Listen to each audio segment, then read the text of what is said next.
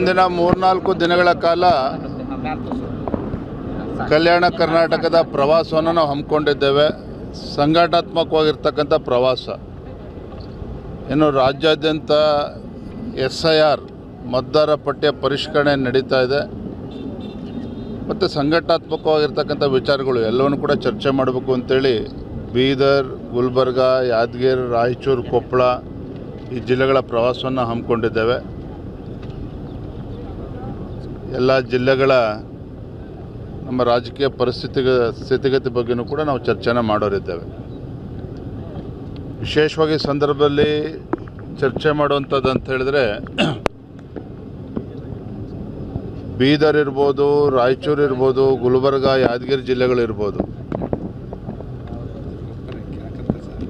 12%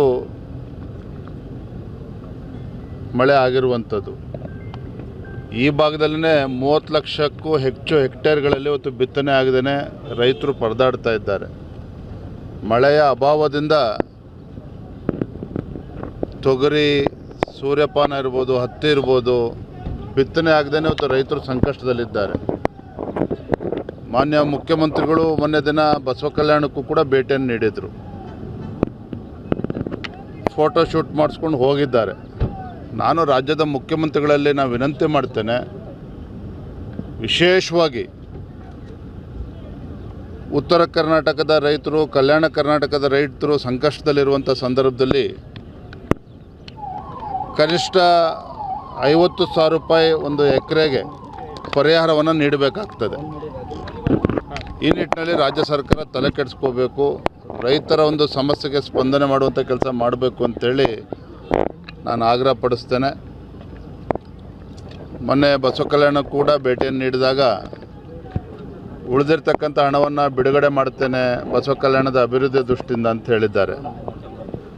ಅನುಭವ ಮಂಟಪಕ್ಕೆ ತಮ್ಮೆಲ್ಲರೂ ಕೂಡ ನೆನಪಿದೆ, ಹಿಂದೆ ಭಾಜಪ ಸರ್ಕಾರ ಇದ್ದಾಗ ಸನ್ಮಾನ್ಯ BS ಯಡಿಯೂರಪ್ಪನವರು ಭಾಳ ಮುತುವರ್ಜಿ ವಹಿಸಿ 100 ಕೋಟಿ ರೂಪಾಯಿಗಳನ್ನು ತತ್ಕ್ಷಣ ಬಿಡುಗಡೆ ಮಾಡಿ, 200 ಕೋಟಿ ರೂಪಾಯಿಗಳನ್ನು ತತ್ಕ್ಷಣ ಬಿಡುಗಡೆ ಮಾಡಿ, ಸುಮಾರು 500 ಕೋಟಿ ರೂಪಾಯಿಯಷ್ಟು ಒಂದು ಪ್ರಾಜೆಕ್ಟ್ ಆಗಿರುವಂಥದ್ದು. ಆದರೆ ಯಾಕೋ ಏನೋ ಕಳೆದ 3 ವರ್ಷದಲ್ಲಿ ರಾಜ್ಯದ ಕಾಂಗ್ರೆಸ್ ಸರ್ಕಾರ ಇದ್ರ ಬಗ್ಗೆ ತಲೆ ಕೆಡಿಸ್ಕೊಳ್ಳಿಲ್ಲ. ಈ ಭಾಗದ ಜನರು ಒತ್ತಾಯ ಮಾಡಿದಾಗಲೂ ಕೂಡ ಅದ್ರ ಬಗ್ಗೆ ಏನು ಚಕಾರವೂ ಕೂಡ ಎತ್ತಿಲ್ಲ. ಅದು ಈಗ ಮಾನ್ಯ ಮುಖ್ಯಮಂತ್ರಿಗಳು ಅದ್ರ ಬಗ್ಗೆ ಚರ್ಚೆ ಮಾಡಿದ್ದಾರೆ. ಇವರ ನೇತೃತ್ವದಲ್ಲಾದರೂ ಕೂಡ ತತ್ಕ್ಷಣ ಹಣ ಬಿಡುಗಡೆ ಮಾಡಿ ಏನೇನು ಕೆಲಸಗಳು ಆಗಬೇಕು ಅದ್ರ ಕಡೆ ಗಮನ ಹರಿಸ್ಬೇಕು ಅಂತೇಳಿ ತಮ್ಮ ಮುಖೇನ ನಾನು ವಿನಂತಿಯನ್ನು